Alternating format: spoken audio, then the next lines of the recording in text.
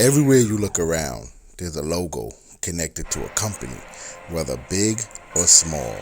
And today, we're going to get into the origins.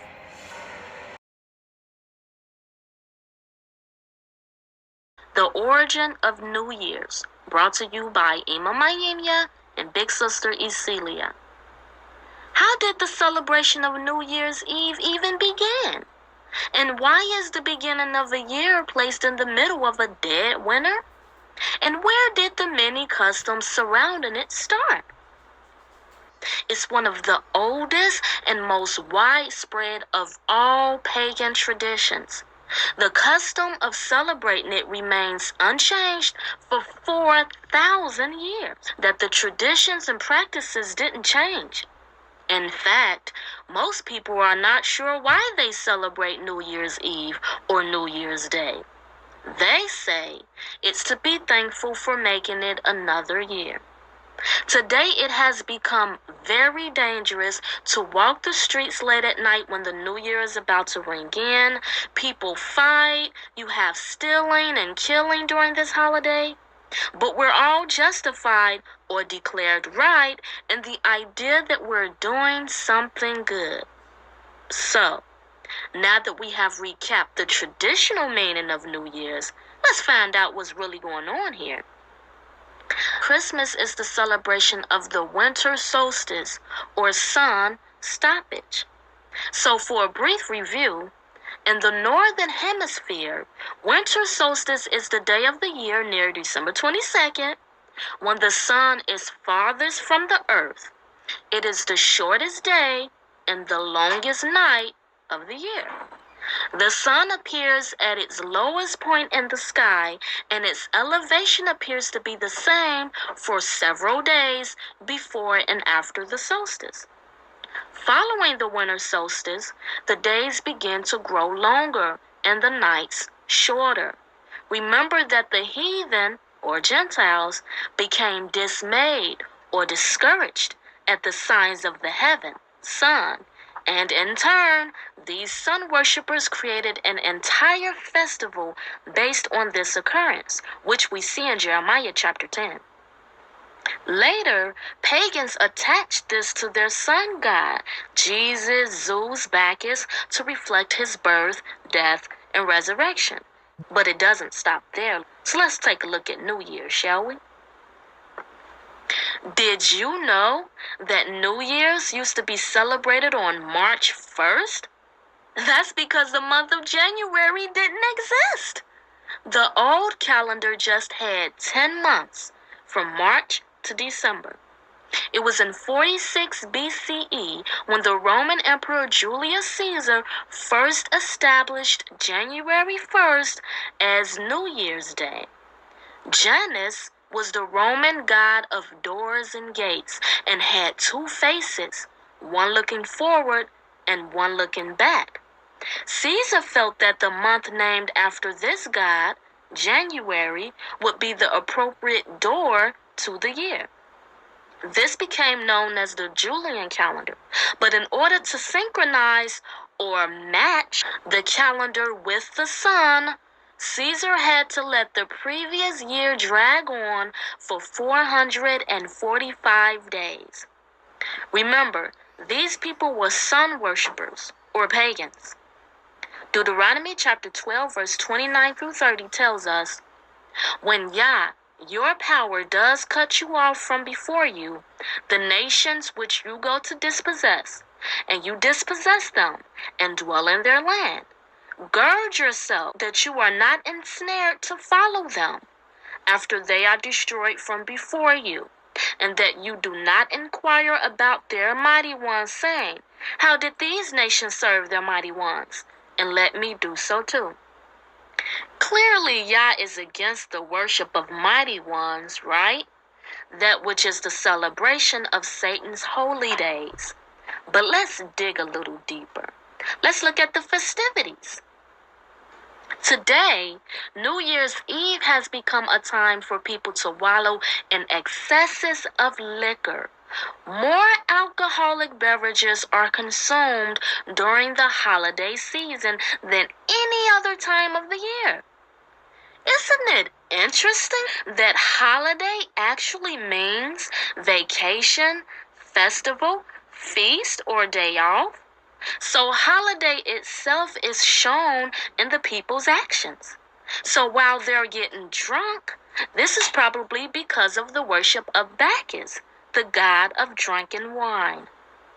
New Year's Eve is also noted for its wicked, wild, and nasty partying. The Romans called it Saturnalia, in honor of the god Saturn.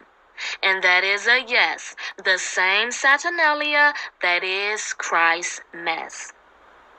Among them, it was extremely popular, a time of revelings, drinking, parties, and feasts, finally ending in human sacrifice. The modern attitude, too, seems to be have a wild time on New Year's Eve and turn over a new leaf on New Year's Day. But Yah speaks against wild parties. Galatians chapter 5 verse 21 tells us, envy, murders, drunkenness, wild parties, and the like, of which I forewarn you, even as I also said before, that those who practice such as these shall not inherit the kingdom of Yah. Romans chapter 13 verse 13 tells us, let us walk becomingly, as in the day, not in wild parties and drunkenness, not in living together and indecencies, not in fighting and envy. The New Year festivities, like that of Christmas, mirror another very popular holiday in Satan's world, Carnival, or farewell to the flesh, which also includes a cake dedicated to the gods, except they call it a king cake, which celebrates another pagan day, Epiphany, January 6th, and linked with the visit of the Magi, the alleged three wise men. Scripture gives no number. But this, too, was originally an Egyptian date for the winter solstice. There it is again, the worship of the sun. But back to this cake. The person who pulls a gift from the midst of the cake has some kind of good luck. Sounds like a whole bunch of witchcraft to me. Galatians chapter 5 verses 19 through 21 tells us, now the works of the flesh are manifest, which are these: adultery, fornication, uncleanness, indecencies, idolatry, witchcraft, hatred, variance, emulations, wrath, strife, seditions, heresies, envyings, murders, drunkenness, ravelings, and such of the like, of which I tell you before, as I have also told you in the past, that they which do such things shall not inherit the kingdom of Yah. And Yah also forbids the baking of cakes to gods. Jeremiah chapter 7 verse 18 tells us, the children are gathering wood, the fathers are lighting the fire, and the women are kneading their dough, to make cakes for the Queen of Heaven, and to pour out drink offerings to gods, to provoke me. This is a clear breaking of the law. Exodus chapter 20, verses 1 through 3 says, and Yah spoke all these words, saying, I am Yah, your power, who brought you out the land of Egypt, out of the house of slavery. You have no mighty ones, gods, against my face. Anyway, Mardi Gras, Carnival, is a time of wild merrymaking in which participants passionately indulge every fleshly desire. We just read about how that was wrong, just like New Year's. Although the term Mardi Gras refers to a specific day, it is not a single-day celebration. And neither was New Year's a single-day celebration, but lasted for 11 days. each day with its own celebration. As for Mardi Gras, it began every year when? In January. And likewise, the festivities occur daily, ending in the final Mardi Gras celebration the day before the observance of Lent, a 40-day period of self-denial. Mardi Gras is also considered to be the last day for indulging in the pleasures of the flesh. This too mirrors New Year's Eve. Have a wild time on New Year's Eve and turn over a new leaf on New Year's Day. But what does Yah say about walking in the flesh? Romans chapter 7 verse 5 says, "For when we were in the flesh, the passions of sins through the law were working in our members to bear fruit to death." Do you know what that means? It means that before we knew Yah and law, we were sinning. When you sin, you walk in the flesh. And when you walk in the flesh, sin, your works, actions, lead you to the lake of fire, which is death. Whereas when we walk in the Spirit, righteousness, our works, actions, bear fruit to life, the kingdom. Romans chapter 8 verse 5 says, "For those who live according to the flesh set their minds on the matters of the flesh, but those who live according to the Spirit, the matters of the Spirit." So we don't care about pleasing these fleshly bodies, just our spiritual bodies. What's up with this New Year's baby? Theodore Gaster writes concerning the familiar New Year's baby. He says, actually, the New Year baby is far older than he looks. In ancient Greece, it was customary at the great festival of Dionysus to parade a baby cradled in a winnowing basket. This was taken to symbolize the annual rebirth of that god as the spirit of fertility, i.e., New Year's. This is also where we come back to the king cake, celebrating the Magi, or alleged three wise men, presenting gifts to baby Jesus. This baby is the baby Jesus, and it is the prize found inside the king cake that promises good luck. What about the famous New Year ball? Well, when the New York Times opened its new headquarters in Times Square in 1904, the owner, Alfred Ox, not only convinced the city to rename the intersection formerly known as Long Acre Square, grand party to celebrate the milestone. The New Year's Eve event started with an all-day street festival. For decades, residents of the United States cities would synchronize their pocket watches using a giant globe that would descend from a pole in a public space to mark the exact hour. Now, remember, these people were sun worshipers, so matching their pocket watches with the giant globe symbolized synchronizing their watches with the sun. Ox conceived of a decorative time ball that would descend just before midnight to mark the exact end of the year.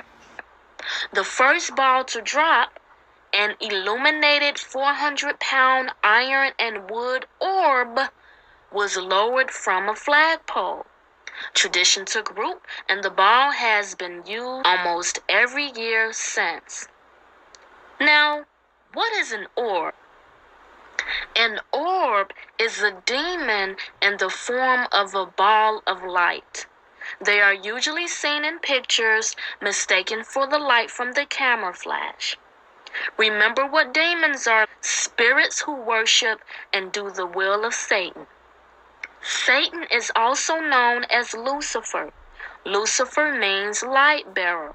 So the reason the Grand New Year's Ball is illuminated at night is because it represents Satan, the light in the midst of the darkness. And the people around are the illuminated ones because they have the light, seeing the light in the darkness. This ball also falls from a pole, like Satan and his angels fell from the highest heaven. Isaiah chapter 14 verse 12 tells us, "Oh, how have you fallen from the heavens, O Lucifer, son of the morning? You have been cut down to the ground, you who laid low the nations." Revelations chapter 12 verse 4 tells us, "And his tail," talking about Satan, "draws a third of the stars, angels of the heaven, and throws them to the earth." And we're going to stop there because that's where we want to focus on. It is after this ball falls that people begin their wild partying. This symbolizes the chaos that Satan and his fallen angels bring to mankind.